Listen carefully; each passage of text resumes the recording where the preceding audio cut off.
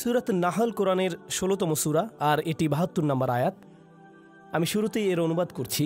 আল্লাহু জাআলা লাকুম মিন আনফুসিকুম আজওয়াজা, আর আল্লাহ তোমাদের জন্য তোমাদের থেকে জোড়া সৃষ্টি করেছেন। ওয়া জাআলা লাকুম মিন আজওয়াজিকুম বানিন, এবং তোমাদের যুগল হতে তোমাদের জন্য সন্তান সৃষ্টি করেছেন। ওয়া হাফাদা, এবং যারা তোমাদের সেবায় নিয়োজিত। এর অর্থ নাতি নাতনিও হয়, একটু পরে নিয়ে কথা বলছি। তাহলে এর দ্বারা সন্তান সন্ততি এবং নাতি নাতনিও বোঝায়। ওয়া রাযাকাকুম মিনাত তাইয়্যিবাত, সকল উত্তম ও পবিত্র উৎস থেকে তিনি তোমাদেরকে রিজিক দিয়েছেন। আফাবিল বাতিলি মিনুন, এত সব কিছুর পরেও কি তারা ভিত্তিহীন বাতিল জিনিসের উপর বিশ্বাস করবে? অবিনিয়ামাতিল্লাহি হুম ইয়াকফুরুন, আর আল্লাহর অনুগ্রহকে তারা অস্বীকার করবে। এই আয়াতটি মূলত আল্লাহ আযজা ওয়া জাল্লার পক্ষ থেকে একটা গভীর অর্থপূর্ণ বার্তা। আমি আশা করছি যে কয়েক মিনিট আপনাদের সাথে ব্যয় করব। এই সময়ে অন্তত আমরা আয়াতটির কিছু অংশ নিয়ে আলোচনা করতে পারবো, নিশ্চিতভাবেই সব কিছু না। কোরআনের বিভিন্ন স্থানে আল্লাহ আমাদের প্রতি তার অনুগ্রহের কথা জানিয়েছেন। তিনি আমাদের চারপাশে যে সুন্দর সুন্দর জিনিসগুলো সৃষ্টি করেছেন, যা আমাদের সেবা দিয়ে যাচ্ছে বা কল্যাণে আসছে, আর আমাদের উচিত এগুলো নিয়ে ভাবা এবং এগুলোর জন্য আল্লাহর নিকট কৃতজ্ঞ হওয়া। স্পষ্টত এই আয়াতের মূল কথাও আল্লাহর প্রতি কৃতজ্ঞ হওয়া, কারণ আয়াতটি শেষ হয়েছে এ কথা বলে অবিনিয়ামাতিল্লাহি হুম ইয়াকফুরুন, যে তারা আল্লাহর অনুগ্রহের প্রতি কৃতজ্ঞ। যদি এখান থেকে একটু পেছনে এসে লক্ষ্য করেন তাহলে বুঝতে পারবেন এই আয়াতে যা কিছু বর্ণিত হয়েছে সব কিছুর জন্য আমার আল্লাহর প্রতি কৃতজ্ঞ হওয়া উচিত। তাহলে স্পাউস, স্বামী এবং স্ত্রী, সন্তান, নাতি নাতনি, নাতি নাতনি ছাড়িয়ে আরও যারা আছে, একটু পরে এ নিয়ে কথা বলছি, আমার জীবনের সকল মানুষের জন্যই আমার কৃতজ্ঞ হওয়া উচিত। এটা তো দেখা যাচ্ছে বিশাল একটা চ্যালেঞ্জ, কারণ একটা আপেলের জন্য কৃতজ্ঞ হওয়া খুব সহজ, একটা গাড়ির জন্য কৃতজ্ঞ হওয়া খুব সহজ, কারণ গাড়িটা আপনি যা চান তাই করে। আবার খাবারের জন্য কৃতজ্ঞ হওয়া অনেক সহজ, কারণ এটি আমাদের সাথে সাথে পুষ্টি যোগায়। আপনার চাকরির জন্য কৃতজ্ঞ হওয়া সহজ, কারণ দিন শেষে আপনি বেতন পাচ্ছেন। কাপড়ের জন্য কৃতজ্ঞ হওয়া সহজ, এটি আমাদেরকে ঢেকে রাখে এবং ক্ষতিকর জিনিস থেকে সুরক্ষা দেয়।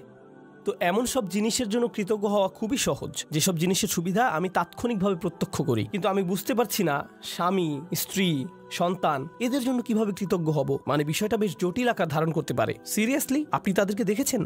তারাও আশীর্বাদ। আপনি আমার বাবাকে চেনেন, উনিও কি আশীর্বাদ? আমার বাচ্চাদের কখনো দেখেছেন তারা কিভাবে আমার সাথে কথা বলে জানেন? তারা আমার জন্য অনুগ্রহ। এদের জন্য আমার কৃতজ্ঞ হওয়া উচিত। আমার জন্য আয়াতের অর্থ বলে দেওয়াটা খুব সহজ। এই যে আল্লাহ চান আমরা যেন কৃতজ্ঞ হই আমাদের স্বামী বা স্ত্রীর জন্য, সন্তানদের জন্য, নাতি নাতনিদের জন্য। প্রসঙ্গত এখানে আরো জটিল এবং মজার একটা ব্যাপার আছে। হাফাদাহ নাতি নাতনি অর্থে ব্যবহৃত হয়। প্রকৃতপক্ষে এটি হাফিদের প্রচলিত বহুবচন।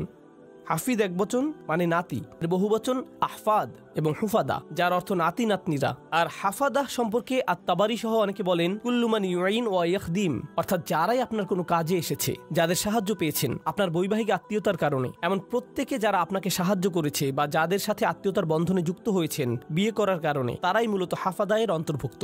তাই অনেক আগেই মুজাহিদ শ্বশুরবাড়ির আত্মীয়দের হাফাদায়ের অংশ বলেছেন। তাহলে এই যে কোরআনে শ্বশুরবাড়ির আত্মীয়দের নিয়েও আয়াত আছে, কারো মনে যদি জিজ্ঞাসা থাকে এ নিয়ে, ব্যাপারটা আরো জটিল আকার ধারণ করে, কারণ শ্বশুরবাড়ির আত্মীয়দের নিয়েও আমাদের কৃতজ্ঞ হওয়ার কথা। কি সিরিয়াসলি?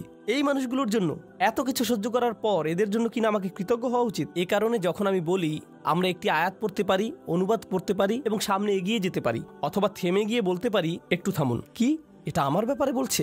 এটা নিশ্চয়ই অন্য কারো সম্পর্কে বলছে। তাদের নিশ্চয়ই এমন সন্তানরা আছে যাদের জন্য তাদের কৃতজ্ঞ হওয়া উচিত, কারণ তাদের বাচ্চারা ভালো। তাদের বাচ্চারা আমারগুলোর মতো নয়। তাদের জীবনসঙ্গী নিশ্চয়ই তাদের অনেক প্রশান্তি দেয়, আমার জীবনসঙ্গী নয়। আমারগুলো কেবল আমাকে দুশ্চিন্তা এবং কষ্ট দেয় আর তর্ক করে। তাদের কাছ থেকে শুধু এটাই পাই। তারা তো আমাকে কৃতজ্ঞ হওয়ার কোনো কারণই দেয় না। ওরা সহজে কৃতজ্ঞ হতে পারে কারণ ওরা আল্লাহর নিয়ামত পেয়েছে, কিন্তু আমার পক্ষে তো এই পরিবারের জন্য কৃতজ্ঞ হওয়া সম্ভব না। আমার জীবনে তো তাদের মতো শান্তি নেই। আল্লাহ এখানে এরকম কোনো ব্যতিক্রম তৈরি করেননি। প্রসঙ্গত, তোমাদের যাদের ভালো সন্তান, ভালো নাতি নাতনি, চমৎকার শ্বশুরবাড়ি এবং অসাধারণ স্ত্রী আছে, তাদের উচিত কৃতজ্ঞ হওয়া। বাকিরা অনলাইনে অভিযোগ করতে পারো আর এই নিয়ে মিম বানাতে পারো। না,